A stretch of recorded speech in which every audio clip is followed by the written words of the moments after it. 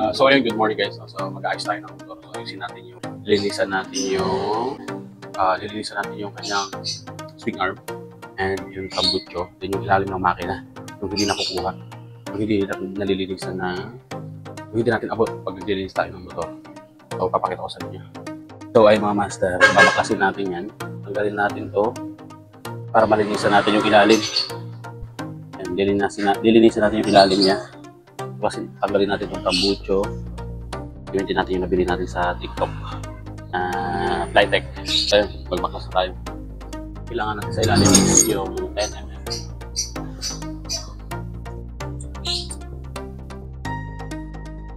So yun, baklas natin. Susunod natin baklasin mga master yung kanyang ito. Dalawa. Taas baba. So gagamit tayo dyan ng 40.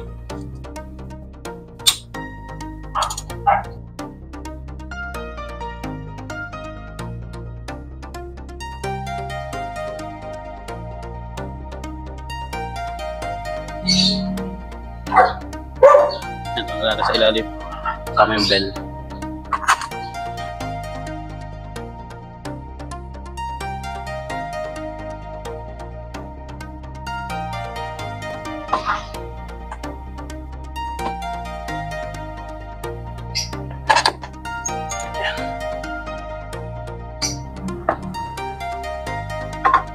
Handa lang mga master doon sa sensor. Check natin. Ayan, check natin kung nabibinat. Kung banat yung wire. So yung wire nyo nandito mga master. Kung saan hindi yan dapat check nyo kung interesado para di masira sensor. Then baklasan natin yung swing arm. Then tetestingin natin yung tools natin kung matatanggal natin yung bolt na to. Kung matanggal natin yan gamit ng mga nabili kong tools, yes, okay, kumbaga kaya natin siya baklasin kahit na tayo lang. So kung kaya siya ng tools natin, wala na tayong problema, bawas na yung problema natin, ma-access na natin yung linisan yung ilalim doon pati itong swing arm. Then kung gusto natin baklasin yung gulong and i-check yung bearing, ganyan, etc. dito sa part dito sa rear, yes, madali na lang natin, pwede na natin makita na tayo lang. Kahit kasi labor. Siyempre, mas maganda yung alam mo din galawin yung motor mo para alam mo yung mas kabisado mo. Okay, so ayun ang mga master, no? So tara, baklasin natin to. Baklasin muna natin yung swing arm. Baklasin muna natin itong dito, rear axle. Rear axle ball. Kung saan natin baklasin yung yung kanyang swing arm para malinisan natin maayos. Then tara. So ayun mga master, baklasan natin yung tambucho. So sinod naman natin ito. Meron tayo dito tools. Ito. Extension. Testingin natin ito kung kaya niya. Kaya niyang baklasin itong rear axle bolt. Meron tayo dito 24. Ayan, naka-break na siya mga master. Subukan natin tanggalin. Lagyan muna pa lang natin ng marker. Kasi wala tayong pang So yung mga master, tanggalin natin yung brake caliper doon. So natanggalin natin yung bolt ng shock. Susunod natin, tanggalin natin yung fender. Ayan, tinanggal natin yung dalawang torque ng fender. Ayan, so hugutin na natin to para malinisan natin loob, kasi ito, yung part dito, yun yung mahirap linisan. Yun yung mahirap linisan sa motor pag nag-washing. So linisan natin sa quarterly siguro. Ito ngayon ko lang ito malilinisan guys, kasi nagkaroon lang tayo ng gamit. Ito nga, kung nakita nyo, meron tayo dito ito extension saka yung 24 na Flytech. Ayan, meron tayong mga tools na nabili para tayo na yung magbabaklas. So susunod natin baklasin itong swing arm. Dalawang tornilyo na lang yan. Babaklas na rin natin yan. So, tanggalin muna natin yung fender.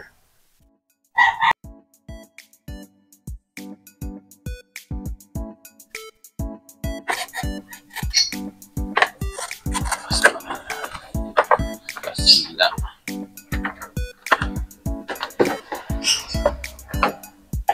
Ayan.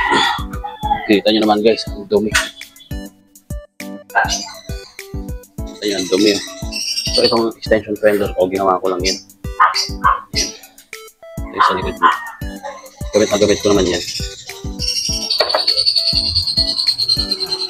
So, ayan. Tignan nyo naman kung gaano kadumi.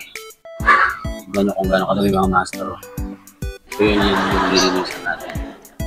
So, ayan. Baklas na natin ito.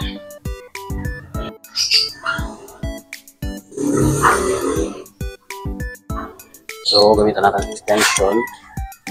Ang size din nito is 14. 14 guys. 14 natin.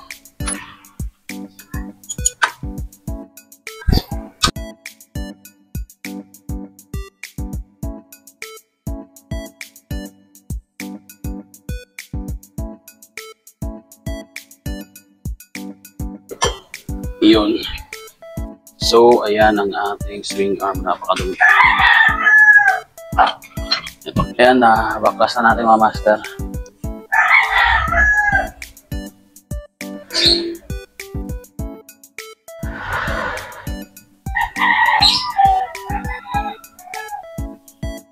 Natin.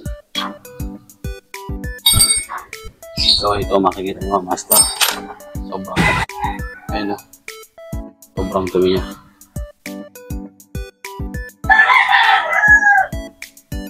So, lagay lang natin dito. Then, meron tong talikod siya. Ayun. Pag ganun. Yung payong niya paloob. Mas maliit sa labas. Ayan, may brushes siya. Malilinisan na rin natin ito sa wakas.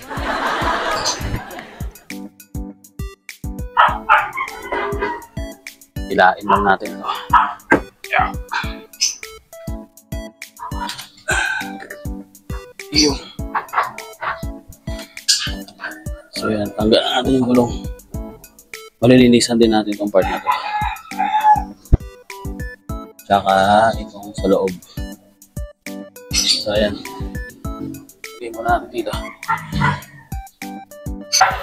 So, ayun mga master, no? Yan ang lilinisan natin. Yan, napakadumi. Napakadumi yan mga master. So, bali yan ang lilinisan natin. Yan, kitang-kita nyo yung dumi. Yan, no? Ilang taon yan din nalinisan mga master. Lalong-lalo na tong side na yan. Sa side ng airbox. At least na monitor natin kung may butas yan o wala. Yan ang kukuskusin natin ngayon mga master. No? So, kuha na tayo ng panlinis. Then, simulan natin yung pangkuskus. Pagkuskus dyan. Yan ang dumi. So, ayun mga master, linisan na natin ito. Gamitan lang natin ang sabon. Itong airbox and the rest. Kuskusin muna natin. Bawasan muna natin. Then, iwasan lang natin mabasa ito mga master. Kasi may bearing din, makakalawangin.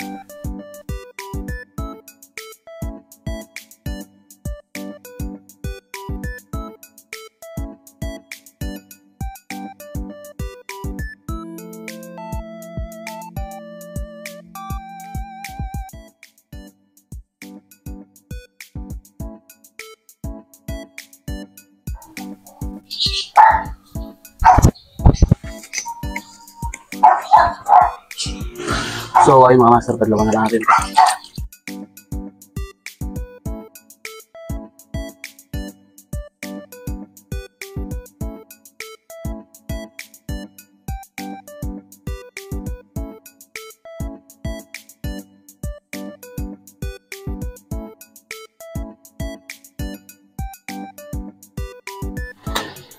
So, ayun mga master, malinis na.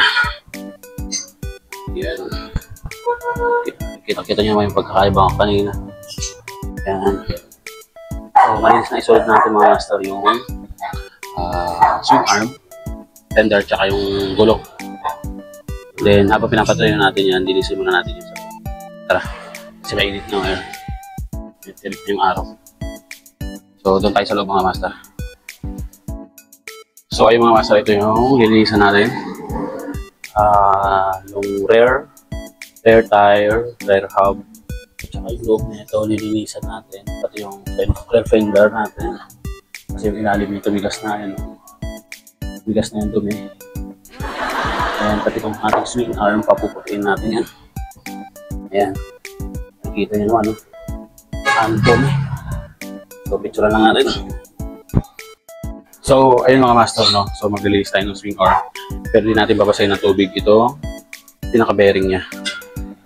So, iwasan natin mabasahin kasi kakalabangin yan. So, focus lang tayo dito. Yan, mga dumi-dumi na yan. Ayan, tara.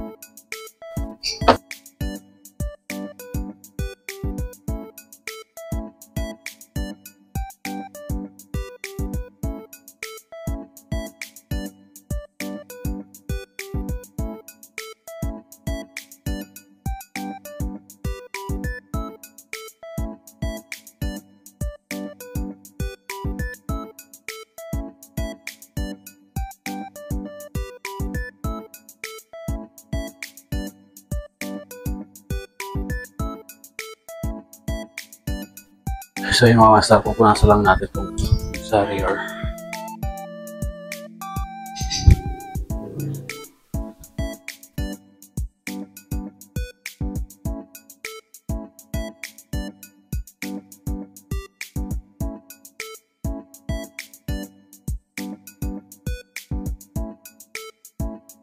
So ayun mga master, no? Ayaw matanggal nung mancha.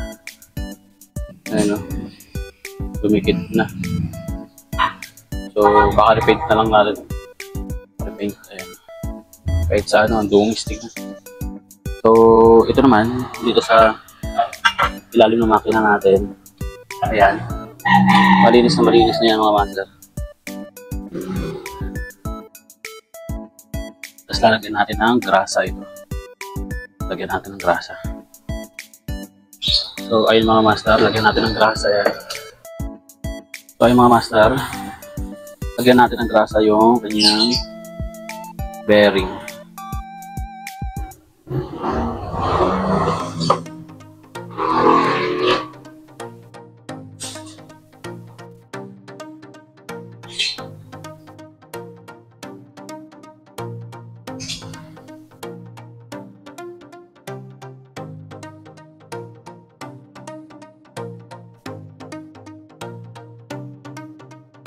Babawasan natin yung mamaya. Bigyan natin paikot para hindi mag-stack up and para hindi masura tubig.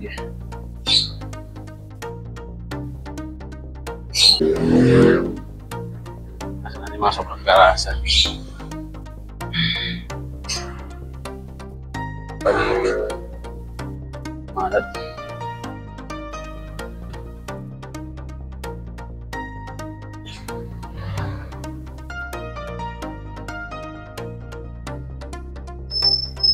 So, balik natin yung gulong mga master. Yeah.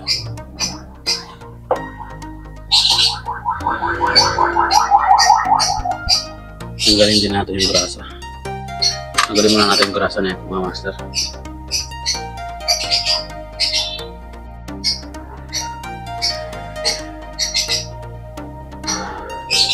Kasi titigas yan.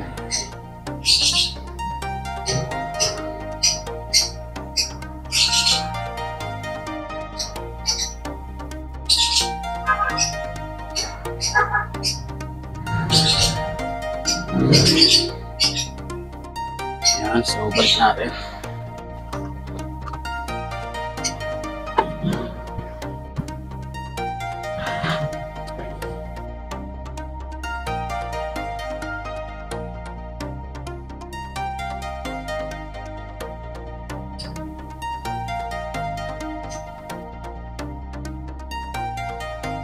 Then, balik natin yung swing arm. Ito, babalik. Huwag itong kakalimutan mga master kasi mahirap maghanap ng ganito. Punasan natin.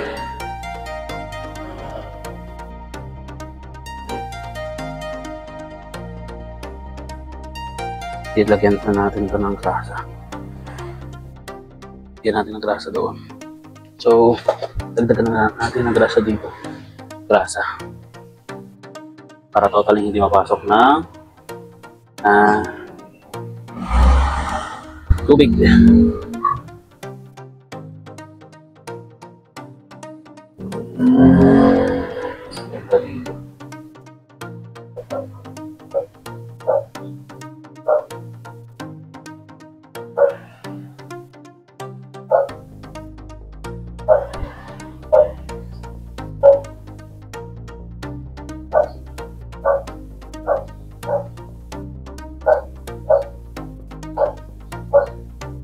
Punasan lang natin yung excess ng mga grasa para hindi magkalat. Yan.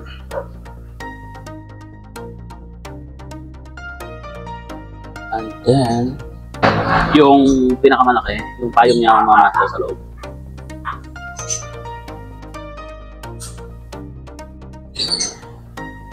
Yan, saka natin pupunasan yung mga excess na grasa.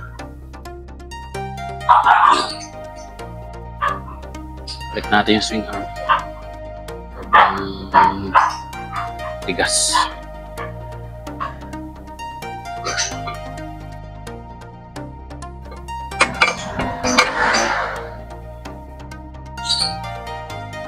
So, balik natin sa mga master.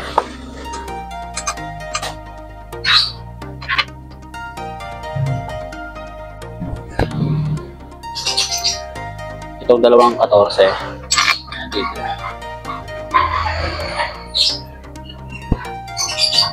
So, 14 mga master. Hand tight lang muna.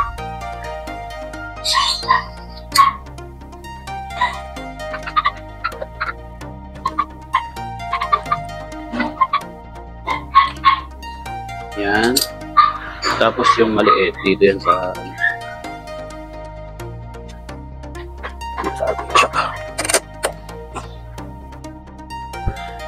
12 lang yan.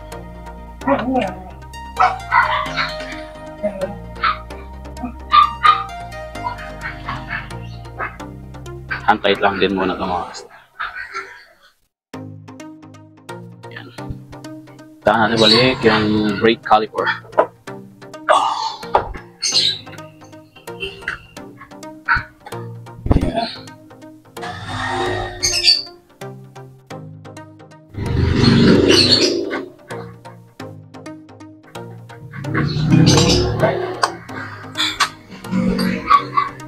Dalawang flower ring. Taas ba?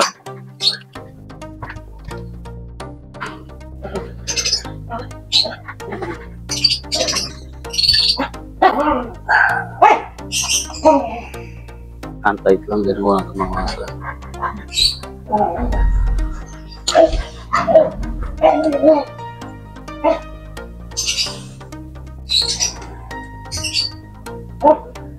Yan. Antayin yung maliliit.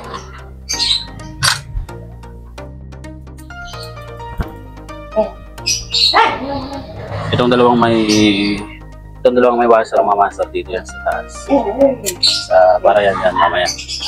So itong tatlo. Ayan, tatlo. Ayan. Itong dalawa para sa fender. Itong dalawa para dito.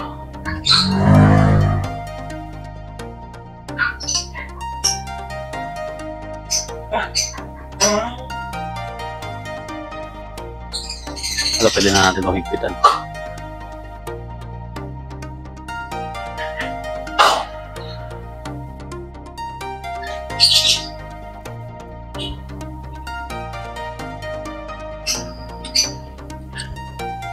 Tapos ito.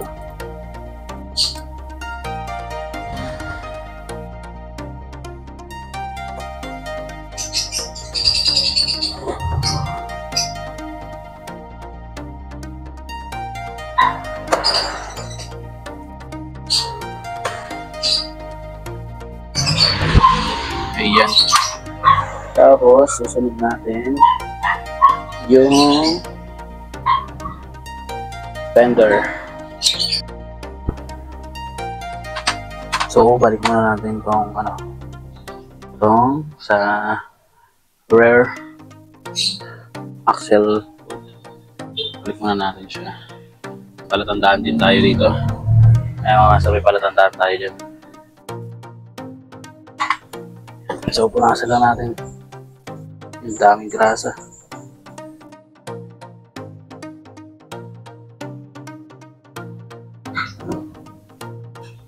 So, ito mga master, wala naman itong washer.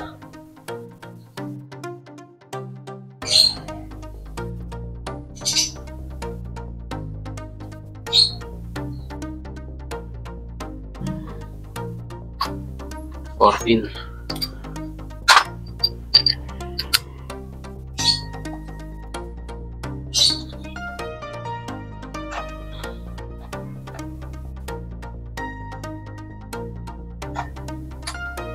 Yan, saka natin higpitan.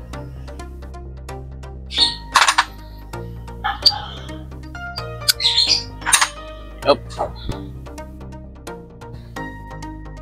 I-ano lang natin itong frame ng mga master. Para hindi siya umikot. So, saka natin higpitan. Gamitin natin itong maiksi.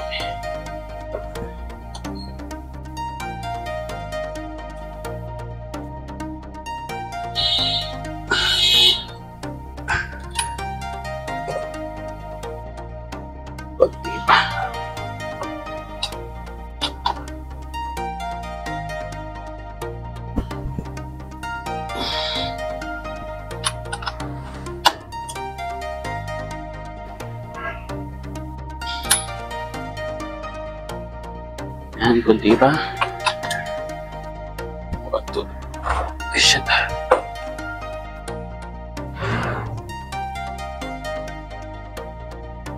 So, pa natin ng konti. Higpitan pa natin. Kailangan ng alalay.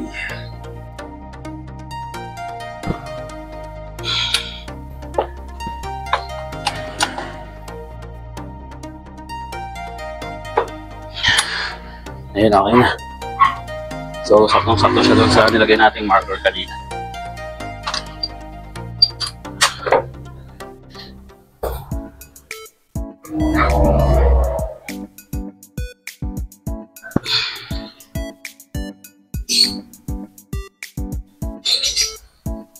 And then, higpitan muna natin yung bolt. 14.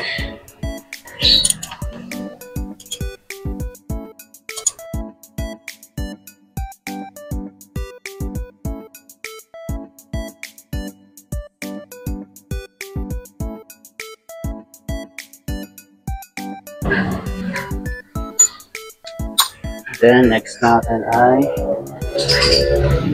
fender. Balik natin yung fender na malinis ako.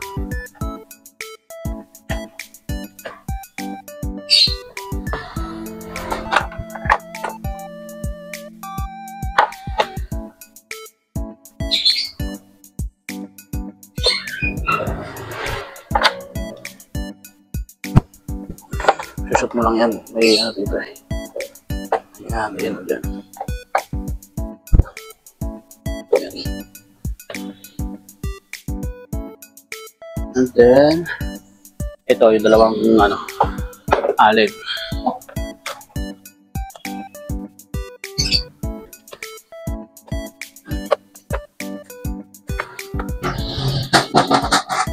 Maganda talaga pag may mga gamit tayo mga master. Kasi nabubuksan natin at naaayos natin yung mga yung motor natin ng Tyler. So, hindi na natin kailangan pumunta ng kasa. Maliban na lang talaga kung may palitin, besag, at di mo alam yung sira. Kasi kung agad ng minor na maintenance, kailangan linisan, ganyan. Nililinisan na natin. Ayan.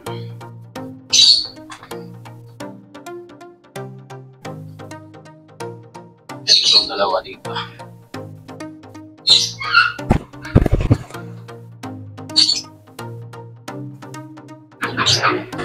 Kaya yung mga asar na konti na lang mababalik na natin. Impitan na lang din natin yan para mabalik na rin natin ang tambot.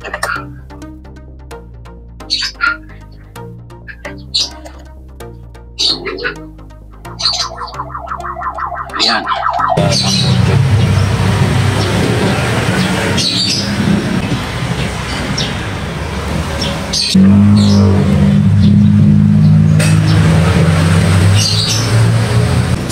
Ito mga nakakasize naman ito. Golf pickles na.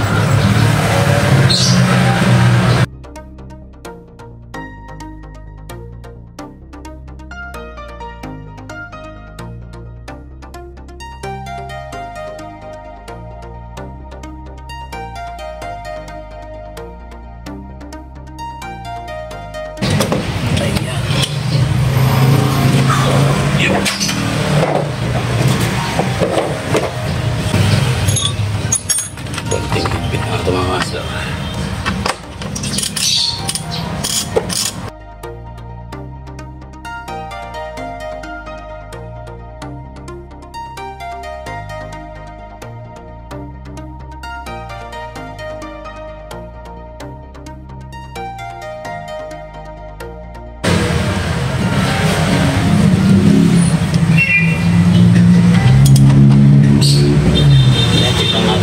Sa ilalim. So, natin yan. Para ma-picture.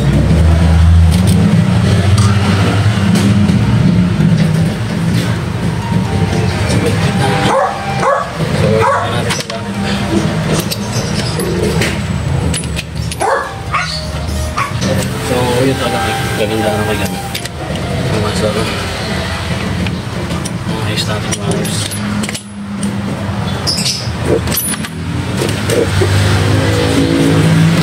So ayun naman master, sana nakakatulong sa maganda natin pag may gamit tayo para nalilinisan natin yung maayos yung motor natin. So ayun siya, nabalik na natin siya ng maayos. So ayun naman master, hanggang sa susunod nating DIY.